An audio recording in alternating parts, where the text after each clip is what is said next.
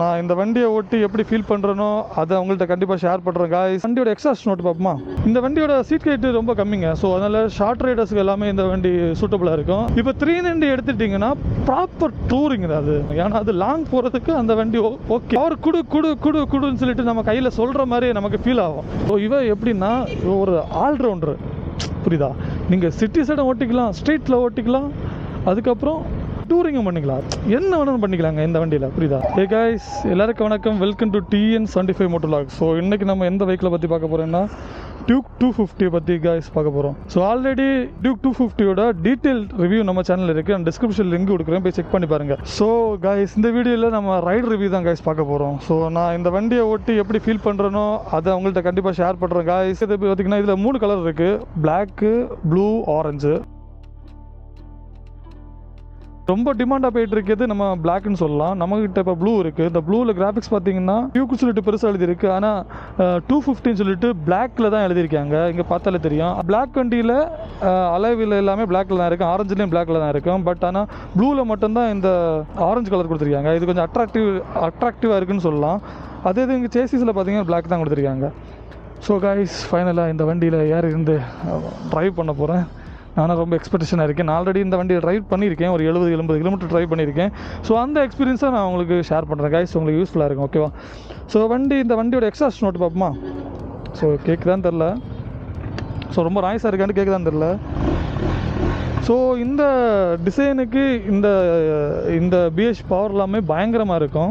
ABS வேறு remove பண்ணியிருக்காங்க. So அதனால தான் ஸ்பீடாமீட்டர் கன்சோல் ஓரல்ல. இதில் அப்படி தான் ஏபிஎஸ் நீங்கள் ரிமூவ் பண்ணிட்டீங்கன்னா, ஏபிஎஸ் வேறு ரிமூவ் பண்ணிட்டீங்கன்னா இந்த ஸ்பீடாமீட்டர் கன்சோல் ஓடாது, ஓகேவா? இந்த வண்டியோட சீட் ஹைட் ரொம்ப கம்மிங்க. ஸோ அதனால் ஷார்ட் ரைடர்ஸ்க்கு எல்லாமே இந்த வண்டி சூட்டபுளாக இருக்கும். அதேமாதிரி நான் கொஞ்சம் ஹைட்டு, ஸோ எனக்கும் கொஞ்சம் சூட்டபுளாக இருக்குங்க. பாருங்கள், வாங்க இல்லை வராது. ஸோ நிறைய பேருக்கு டவுட் என்ன அப்படின்னா 250 போவா இல்லை 390 போவான்னு சொல்லிட்டு நிறைய பேருக்கு டவுட்டாகவே இருக்குது. ஸோ ஃபஸ்ட்டு நான் சொல்கிறேன், இந்த ஃபேமிலியாக இருந்தீங்கன்னா அப்படியே 390 நீங்கள் ட்ராப் பண்ணிவிட்டு 250 கொண்டு வாங்க. ஏன்னு நான் சொல்கிறேன். ஸோ லைஃப் கேர் இதில் மை ஃபேவரட் பர்சன் ஒருத்தவங்க இங்கே வேலை பார்க்குறாங்க. ஸோ இன்றைக்கி சண்டை, அதனால தான் இல்லைன்னா பார்த்துட்டு போய்க்கலாச்சு. இப்போ 390 எடுத்துட்டிங்கன்னா ப்ராப்பர் டூரிங் அது. ஏன்னா அது லாங் போகிறதுக்கு அந்த வண்டி ஓகே. ஏன்னா அந்த பவரும் சரி, அதோட ஸ்பெக்ஸும் சரி, அது எல்லாமே லாங் போகிறதுக்கு யூஸ்ஃபுல்லாக இருக்கும், ஓகேவா? நம்ம சிட்டி சைடு ஓட்டுறோன்னா அதை ஹேண்டில் பண்ணுறதுக்கு ரொம்ப கஷ்டம். அது பவர் குடுன்னு சொல்லிட்டு நம்ம கையில் சொல்கிற மாதிரி நமக்கு ஃபீல் ஆகும், புரியுதா? அதனால நம்ம சிட்டி சைடை ஓட்டுறது அது ரொம்ப கஷ்டம். இன்னொன்று, நமக்கு மைலேஜ், அந்த வண்டி மைலேஜ் எனக்கு தெரிஞ்சு 30க்குள்ளாடி தான் கிடைக்கும். ஒரு 28-30 அந்த மாதிரி தான் கிடைக்கும், ஓகேவா? ஸோ நிறைய பேர் 32க்குலாம் கிடைக்குன்னு சொல்கிறாங்க. நம்ம ஒரு ஆவரேஜ் மைலேஜ் ஒரு 28 சொல்லுவோம், ஓகேவா? ஸோ மைலேஜ் வைஸ் ரொம்ப கம்மி. நம்ம இப்போது டெய்லி ஆஃபீஸ் யூஸ் பண்ணணும், இல்லைன்னா எங்கேயாச்சும் போகணும், ஃபிகர் கூட்டிகிட்டு போகணும் அப்படின்லாம் சொல்கிறப்போ அந்த வண்டி கொஞ்சம் எக்ஸ்பென்சிவ்னு சொல்லலாம், ஓகேவா? அதே மாதிரி ஸ்பேர், சின்ன ஸ்பேரோட ரேட்டும் கொஞ்சம் அதிகமாக இருக்கும், ஓகேவா? அதனால டெய்லி யூஸுக்கு 390 கஷ்டம், ஓகேவா? அதே இது இல்லை, நான் லாங் தான் போவேன், நான் ரொம்ப லாங் அடிப்பேன், ரொம்ப டூரிங் பண்ணுவேன் அப்படின்னு நினச்சிங்கன்னா நீங்கள் 390 கண்ணை மூடிட்டு எடுத்துகிட்டு போங்க. பாமிஸா சொல்கிறேன். ஏன் அப்படின்னா அதில் க்ரூஸ் கண்ட்ரோல் இருக்குது, ட்ராக்ஷன் கண்ட்ரோல், குவிக் ஷிஃப்ட்ரு, அப்படி இப்படின்னு எக்கச்சக்க சம்பவம் இருக்குது. அதில் காரணம் ஏபிஎஸ் எல்லாம் பயங்கரமாக இருக்குது, பயங்கர ஸ்பெக்ஸ் எல்லாம் அதிகமாக கொடுத்துருக்காங்க. ஸோ எனக்கு ப்ரைஸ் பிரச்சனை இல்லை, நான் எனக்கு 3 லட்ச ரூபாய் மேலே இருந்தாலும் பிரச்சனை இல்லை அப்படின்னு நீங்கள் நினச்சிங்கன்னா கண்ணை மூடிட்டு 390 எடுங்க. ஸோ நான் இப்போ ஓகேவா, யாருக்கு இப்போ 390 சூட் ஆகுன்னு சொல்லிட்டேன். ஸோ அதே மாதிரி 250னா சச் அ பியூட்டிஃபுல் கேர்ளுங்க. ஸோ எப்படின்னா ஒரு ஆல்ரவுண்டரு, புரியுதா?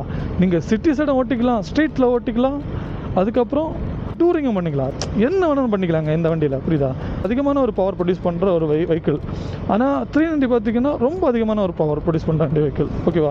ஸோ நம்ம ஊரில் இப்போ ஓட்டுறேன், சிட்டி சைடில் ஓட்டுறீங்க 390ல் ஒரு 4 கியர் வரைக்கும் தான் போடுவோம், 4-5 கியர் தான். இந்த டிராஃபிக்கில் எல்லாம் 2-3 கியர்லாம் போயிட்டு இருக்குன்னா ஹீட்டிங் இஷ்யூ, பவர் எப்பவுமே வைப்ரேஷன் ஆகிட்டே இருக்குது. நம்ம வண்டியிலே தெரியும். இந்த பாடியில் ஒரு 390cc ஒரு 46 PS பவர் அதில் கொடுத்துருக்காங்க. ஸோ அதில் கிளியராக இந்த வண்டியிலே தெரியும், நம்ம கையிலே தெரியும் வண்டி பவரை கொடு மைண்ட் சொல்லிகிட்டே இருக்கேன், குடுறா அப்படின்னு தெரியும். ஆனால் இந்த ரோட்டில் கொடுக்க முடியாது. ஸோ அதனால தான் இந்த 250 இருக்குது. இப்போ பார்த்தீங்கன்னா நான் 4வது கியரில் கிட்டத்தட்ட எனக்கு 20-30 தான் போயிட்டுருக்கேன். ஆனால் ரைஸ் பண்ண வண்டி ஏறும், புரியுதா? அதனால தான் சொல்கிறேன். ஸோ ஓகே, இந்த 250 யாருக்கு யூஸ் ஆகும் அப்படின்னு நான் கிளியராக இந்த வீடியோவில் சொல்கிறேன். 250 யாருக்கு யூஸ் ஆகும் அப்படின்னா, இப்போ காலேஜ் முடிச்சுட்ருக்கேன், இல்லைன்னா காலேஜ் படிச்சுட்டு இருக்கேன், இங்கே ஸ்ட்ரீட்டுக்குள்ளே ஃபுல்லாகவே இங்கே ஆஃபீஸ் யூஸ் பண்ணுறேன், இங்கே சிட்டி சைடு ஓட்டுறேன், ஒரு எப்போவாச்சும் நான் லாங் போவேன், இப்போ என்னது ஒரு 2 மாதத்துக்கு ஒருக்காலோ, ஒரு 3 மாதத்துக்கு ஒருக்காலோ, இல்லைன்னா மாதத்துக்கு ஒருக்காலோ எப்போவாச்சும் லாங் போவேன் அப்படின்னு நீங்கள் நினச்சிங்கன்னா கண்ணை மூடிட்டு நீங்கள் 250 எடுத்துக்கலாம். ஏன் அப்படி சொல்கிறேன்னா, இதில் ஒரு 31 PS பவர் கொடுத்துருப்பாங்க. வண்டி பயங்கரமாக இருக்குங்க. ஒரு 6000 RPMத்துக்கு மேலே எல்லாம் பல்காக ஏறும், ஓகேவா? அதே மாதிரி மெயின்டெனன்ஸு அந்த 390 கம்பேர் பண்ணுறப்போ இதில் மெயின்டெனன்ஸ் கொஞ்சம் கம்மி, என்னென்னா காஸ்ட் கம்மி சொல்லலாம், புரியுதா?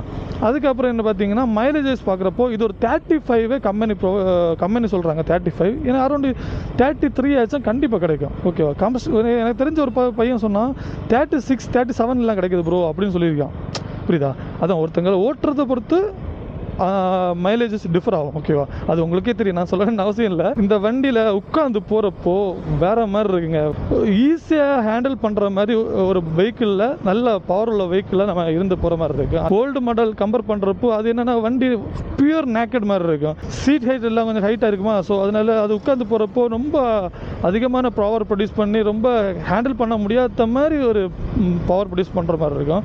பட் ஆனால் இது அப்படி கிடையாது. இது ரொம்ப நம்ம கையில் வண்டி நிற்கும், நம்ம என்ன வேணும் பண்ணிக்கலாம், அந்த மாதிரி ஒரு காம்பேக்டான ஒரு டிசைனுங்க. முக்கியமாக இந்த டிஎஃப்டி கன்சோலை பற்றி சொல்லணும். இது 2024 வர்றப்போ இந்த எல்சிடி டிஸ்பிளே தான் கொடுத்துருந்தாங்க. இப்போ என்னடான்னா டிஎஃப்டி டிஸ்பிளே கொடுத்துருக்காங்க. மத்தியானம் 1 மணி ஆச்சு, 1:30 ஆச்சு. இந்த வெயிலில் இந்த டிஸ்பிளே ரொம்ப விசிபிளாக தெரியுதுங்க. ஸோ என்ட்ரு அடிச்சுட்டீங்கன்னா இதில் ரைட் மோட்ஸ் வருது பார்த்தீங்களா? இல்லை ரைட் மோட்ஸ் வருது, ஏபி சொல்லிட்டு 2 ஆப்ஷன் இருக்குது. இல்லை ரைட் மோட்ஸில் ஸ்ட்ரீட் இருக்குது, ட்ராக் இருக்குது, சரியா? இப்போ ஸ்ட்ரீட் மோட் போட்டிங்கன்னா இதோட யூஐ எப்படி இருக்குன்னு பார்த்தீங்கன்னா இந்த லேஅவுட் இப்படி தான் இருக்கும். ஸோ இந்த லேஅவுட் இப்படி தான் இருக்கும். அதே இது ட்ராக் மோட் பார்த்தீங்கன்னா அந்த லேஅவுட் மாறும், ஓகேவா? நான் இது என்ட்ரு கொடுத்துட்டேன். ஸோ இது மாற்றிங்க பார்த்தீங்களா, ட்ராக் மோட்லேயே லேஅவுட் மாறும். இதில் லேப்பிங் எல்லாம் வந்துடும், ஓகே? லேப்பிங் டைமிங் எல்லாம் இதில் வந்துடும். ட்ராக் ரைஸ் பண்ணுவோம் தெரியுமா, அப்போது 0 to 60 0 to 100 எல்லாம் இதுலேயே நம்ம ஈஸியாக ரெக்கார்ட் பண்ணிக்கலாம், எத்தனை செகண்டில் போகுது அப்படின்னு சொல்லிட்டு. நம்ம எப்படியும் ட்ராக்கில் கொண்டு போக மாட்டேன்ல, ஸோ அதனால சொல்கிறேன். ஸோ அதுக்கப்புறம் என்னென்னா ஏபிஎஸ் ஆஃப் பண்ணிக்கலாம், ஓகேவா? ஸோ அதை காமிச்சிட்றேன். இப்போ பார்த்தீங்கன்னா இந்த ட்ராக் மோடு போட்டாண்டு தான் இந்த என்ட்ரு கொடுக்குறப்போ இந்த லேப்னு வருது பார்த்தீங்கன்னா, லேப் டைமர், லேப் டிலிட் ஆன்லாம் வருது இல்லை, அதெல்லாம் அந்த ட்ராக் மோடு போட்டால் தான் வருது. இது ஸ்ட்ரீட் மோடில் வராது. ஸோ நம்ம ஸ்ட்ரீட் மோடு பார்ப்போம். இந்த 2 மோட்லேயும் பவர் வைஸும் ஏபிஎஸ் வைஸும் டிஃபர் ஆகுன்னு சொல்லியிருக்காங்க. பட் நான் ஓட்டுற வரைக்கும் 2 ஒரே மாதிரி தான் இருக்குது. ஒருவேளை 2-3 மாதம் நம்ம ஓன் பண்ணால் மட்டும்தான் அந்த டிஃப்ரென்ஸ் தெரியும்னு நினைக்கிறேன். பட் நான் ஓட்டுறேன், ஒரு 70 கிலோமீட்டர் ஓட்டுறேன், எனக்கு 2க்குமே ஒரே பவராக தான் இருக்குது, பெரிய டிஃப்ரென்ஸ் எல்லாம் தெரில. பட் அதை கேடிஎம் தரத்துலேருந்து சொல்கிறாங்க இது டிஃப்ரென்ஸ் தெரியும் அப்படின்னு சொல்கிறாங்க, ஓகேவா? அப்புறம் என்னென்னா ஏபிஎஸ் இதில் ரோடுன்னா 2 ஆனில் இருக்குன்னு அர்த்தம், அதே இது சூப்பர் மோட்டோன்னா ஆஃபில் இருக்குன்னு அர்த்தம். இதில் குவிக் ஷிஃப்டர் இருக்குது காய்ஸ். இது ஒரு 6000 RPM தாண்டி குவிக் ஷிஃப்டர் கிளியராக ஒர்க் ஆகும். அதை பற்றி நான் கிளியராக இந்த வீடியோவில் நான் காட்டுறேன், ஓகேவா? இப்போ ஹைட்டான ஆட்கள் இந்த வண்டியிலேருந்து ஓட்டினா முட்டி வலி எடுக்கும் காய்ஸ், உண்மையை சொல்லி தான் ஆகணும். இந்த ஹைட்டான ஆட்கள் இருந்த வண்டியில் வந்து ஓட்டினா கொஞ்சம் முட்டி வலி எடுக்கும். எனக்கு என்ன சொன்ன தெரியுமா, ஒரு 70 கிலோமீட்டர் ஓட்டியிருந்தேன், அதில் எனக்கு முட்டி வலி பயங்கரமாக இருந்து. அதே மாதிரி கியர் போடுறது தெரியுமா, அந்த இடம் கொஞ்சம் ஷார்ட்டாக இருக்குது, ஓகேவா? இதே நீங்கள் 200 பார்த்தீங்கன்னா கொஞ்சம் லாங்காக இருக்கும். ஸோ சீட்டை பற்றி பார்ப்போமா காய்ஸ்? இப்போ வீட்டில் உங்களை ஏற்றுற மாதிரி தான் இருக்குது. ஒரு 2-3 டேஸ் நீங்கள் உங்கள் அம்மாவை ட்ரெயின் பண்ணிங்கன்னா இந்த வண்டியில் ஈஸியாக ஏற்றிக்கலாம். அதே 200 ஏற்றுறது கஷ்டம். 200 பொறுத்த வரைக்கும் சீட் ரேட் அதிகம். குவிக் ஷிஃப்டர் இருக்குல்ல, அந்த குவிக் ஷிஃப்டர் தான் நம்ம ட்ரை பண்ண போகிறோம். இங்கே பாருங்கள், சூப்பராக இருக்குது. அது பார்த்தீங்களா, வண்டி ஸ்லோவாக இல்லைன்னா கிளச்சு பிடிக்காம தான் வண்டி கியரை போடுறேன். வண்டி ஸ்லோவாகலே அழகாக குவிக் ஷிஃப்டர் பண்ணிக்கலாம். அந்த குவிக் ஷிஃப்டர் ப்ளஸ் யூஸ் பண்ணியிருக்காங்க. அதை நீங்கள் டவுனும் பண்ணிக்கலாம், ஓகேவா? அங்கே பாருங்கள், கிளச் பிடிக்காமல் டவுன் பண்ணாலும் ஸ்மூத்தாக டவுன் ஆகும். இப்போ த்ராட்டில் ரெஸ்பான்ஸ் பயங்கரமாக இருக்குது. அதில் மாதிரி ரைட் பை த்ராட்டில் கொடுத்துருக்காங்க. ஸோ நம்ம ரைஸ் பண்ணுறதுக்கும் ரொம்ப நல்லா இருக்குன்னு சொல்லலாம். ஸோ அதே மாதிரி இந்த வண்டியில் என்னென்னா கை வலிக்குதுங்க. இப்போ நீங்கள் கை சவுத்துருக்கா, ஸோ ஆக்சிடென்ட் கொடுக்க இடம் அப்பமா எப்பா கை லைட்டாக வலிக்குதுங்க. இது என்னென்னா க்ளவுஸ் போட்டு ஓட்டுறதுக்கு இது நல்லா இருக்குன்னு நினைக்கிறேன். 200 இருக்க கிரிப்ஸை விட இந்த கிரிப்ஸு பெட்டர்னு சொல்லலாம். பட் ரைட் சைடு காலில் ஒரு சின்னதாக ரேடியேட்டரு அந்த ஹீட்டை தள்ளி நம்ம காலில் விடுது.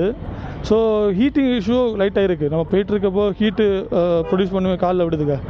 இந்த 250 காய்ஸ் ஸ்பீடாமீட்டர் கன்சோலை பற்றி பேசியிருந்தேன். அதுக்கப்புறம் ஹீட்டிங் இஷ்யூ பற்றி பேசியிருந்தேன். அதுக்கு சீட்டிங் கம்ஃபர்ட்டு வண்டி இருந்து ஓட்டுறதுக்கு வேறு லெவலில் இருக்குது கைஸ். ஸோ பட் ஆனால் குண்டி வலி பயங்கரமாக இருக்குது, பட்டக்ஸ் வலி நல்லா பயங்கரமாக இருக்குது. லாங் போகிறப்போ கண்டிப்பாக நீங்கள் வேறு புஷனுக்கு சீட்டு கண்டிப்பாக போட்டாகணும்னு தோணுது. ஸோ எனக்கு கொஞ்சம் லைட்டாக வலிக்குது. அதுக்கப்புறம் ஹேண்ட்லிங், இந்த சிங்கிள் பேர் ஹேண்டில் வேறு மாதிரி இருக்குது, அது மாதிரி கை வலிக்குதுங்க. ஸோ அதை நான் ஷேர் பண்ணியிருக்கேன். 150 செக்ஷன் டயர் யூஸ் பண்ணியிருக்காங்க, அதே இது ஃப்ரண்டில் 110 செக்ஷன் டயர் யூஸ் பண்ணியிருக்காங்க. அது மாதிரி இந்த வண்டியில் பங்கமாக இருக்குங்க ரோட் ப்ரெசன்ஸு. இந்த ரோட் ப்ரெசன்ஸ் கொடுக்குற இந்த வெஹிக்கிளை அடிச்சுக்க வேறு வண்டியே கிடையாது, அவ்வளோ அதிகமாக ரோட் ப்ரெசன்ஸ் கொடுக்கும். இந்த வண்டியோட ஆன் ரோட் ப்ரைஸ் பார்த்தீங்கன்னா கன்னியாகுமரியில் 2,80,000 சேல் பண்ணிட்டு இருக்காங்க. ஒரு 4,500 ரூபா பட்ஜெட் உள்ள ஒரு ஹெல்மெட் ஃப்ரீ பண்ணியிருக்காங்க. அதுக்கப்புறம் இந்த வண்டி நிறைய டவுட், இந்த வண்டியை எவ்வளோ ரூபா கொடுத்தா நம்ம வீட்டுக்கு கொண்டு போகலான்னு சொல்லி டவுட் இருக்கும். ஸோ ஒரு 40,000 to 45,000 ரூபா இனிஷியல் பேமெண்ட் கட்டினீங்கன்னா இந்த வண்டியை நீங்கள் மாத டியூக்கு எடுத்துக்கலாம். ஸோ ஏதாச்சும் டவுட்ஸ் இருந்தால் கமெண்ட் பண்ணுங்கள். டாட்டா பாய் பாய், நெக்ஸ்ட் சந்திப்போம்.